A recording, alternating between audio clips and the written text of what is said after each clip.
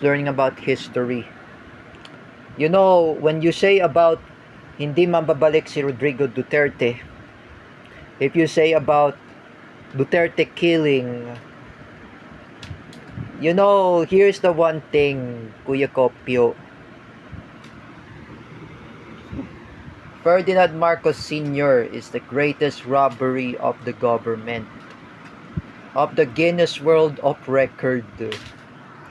Just be remember, Kuya Kopio, I'm not here just like to debate with you. You know, Kuya Kopio, remember that, ha? That Marcos Sr. is a true robbery. Magnanakaw pala si Marcos Sr. Like his son, Bongbong Marcos, magnanakaw. He's really a thief. They're really robbery.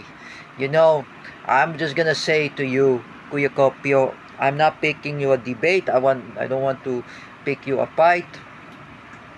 It's in the evidence. It's in the list. It's right there. It's in the list. It's in the list anyway. You know, when I was told by Denzel Joshua, Ferdinand Marcos Sr. is the greatest robbery of the government. Here's a warning to you, Kuya Kopio, and to those Marcos loyalists. Here's my accusations against all of you who were fake Filipinos. I am accusing Kuya Kopio, Paulo Cruzada, Gina Asedio, Jeffrey Asedio, Jim Macasandil, including Teacher May Tiburcio, Paula Colin Nunez, including Teacher Alexandra Pagkalinawan, and even Sangkay Janjan, Ate Mel Canete, Ate Dina Guillermo, Teacher Evelyn Caja, Teacher Alexandra Pagkalinawan as well, I forgot, Jam Magno, Nino Barsaga, Romeo TV Vlog, who were fake Filipinos. Just be remember the time that we are Filipinos and we are anti-Marcos. Take a look. Oh, this is the reason why that Marcos Sr. is the greatest robbery of the government. That is the question. That is the truth story. It is not really a fake news. It's not really a false information. It is really true. It's in Rappler. Oh, you know that. And not even just that. I will tell Bongbong Marcos over the pork barrel scam. That is the record. May kaso na si Bongbong Marcos. You know that, Kuya Kopio. And just be remember that Alan Peter Cayetano had debate with Bongbong Marcos when he was a senator during the time of vice presidential election. When Alan Peter Cayetano defeated Bongbong Marcos, what he just do, in the words, ibalik ang pera sa taong bayan. That's what he urged to Bongbong Marcos. Return all the money to the Filipino people. That's the reason. Just be remember, Kuya Kopio, you're making a false information. You're making a misunderstanding. And you're saying hindi mababalik si Duterte mo.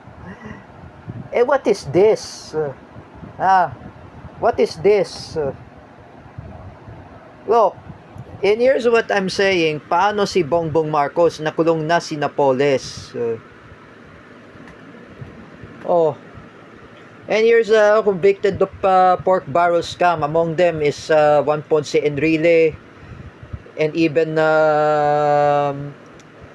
Janet Lim Napoles.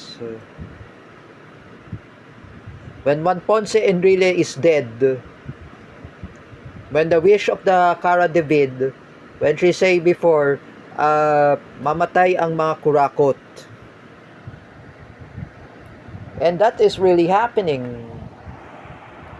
And you know, for Kuya Kopio, ha, I don't care about Bongbong Marcos. I don't care about Bongbong Marcos because he is a criminal. Magnanakaw. Oh, what would you say about Duterte killing? Where's the evidence, Kuya Kopio? If you prove with me that Rodrigo Duterte had killed criminals who were drug addict, robbery, who were pickpocketing, even holdupper, that pickpocketing, even rapist, who killed all the criminals? Rodrigo Duterte, who were drug traffickers, even narcotics. What about this? Bongbong Marcos soup for plunder. That bangag is a drug addict. Remember that. Drug addict, that Bongbong Marcos.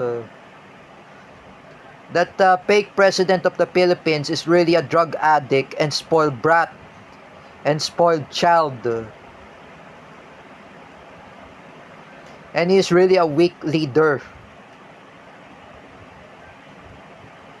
That's why he's weak leader, mahina leader. That's what Chavez says. You know, Kuya Kopio, Teacher May Tiburcio, Dr. Grace Macapagal, Gina Asedio, Jeffrey Asedio, Jima Casandil, Paulo Cruzada, Paula Colin Nunez, Teacher Alexandra Pagkalinawan, Ate Dina Guillermo, Ate Mel Canete, including Sangkay Janjan, Nino Bersaga, and Romeo TV Vlog. Remember, Marcoses are the greatest robbery of the government. Just not be remember about the past, about the 1970s, about the Jabida massacre. Hundreds of Filipino Muslims who were Shia and Sunnis, our brothers and sisters who were Muslim, who were Filipinos, they massacred by Marcos Sr. in 1970s. History. Oh, at least I'm Ernie Baron. I know about the past. And let us not remember about what happened to Ninoy Aquino. He was assassinated by Marcos Sr. Oh, August 21, that was my birthday. When Luis Cabales had told me that Ninoy Aquino was assassinated by Marcos Sr. Oh, that is the truth, Kuya Kopio. Your idol, Ferdinand Marcos Sr. and Bongbong Marcos are plunder. They are corrupt. They are criminals. Magnanakaw. They are thief. Just be remember. Like I said, I know when I warned Dr. Mimi Avendaño not to support Bongbong Marcos and Martin Romualdez, I warned her she would get bashed. And that's all. And I still remember about that time that Luis Cabales' grandmother, who was a victim of Marcos Sr. Martial law, even Nanay Baby, Tatay Delpin, the parents of Ate Mirasol, are victim of Marcos Sr. of martial law. Oh, Mang Rodelio Daguman, when he was a kid, his mother is a victim of Marcos Sr. martial law.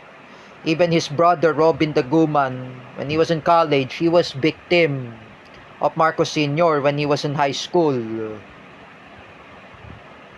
You see what I'm saying? It is all true. It's not fake news.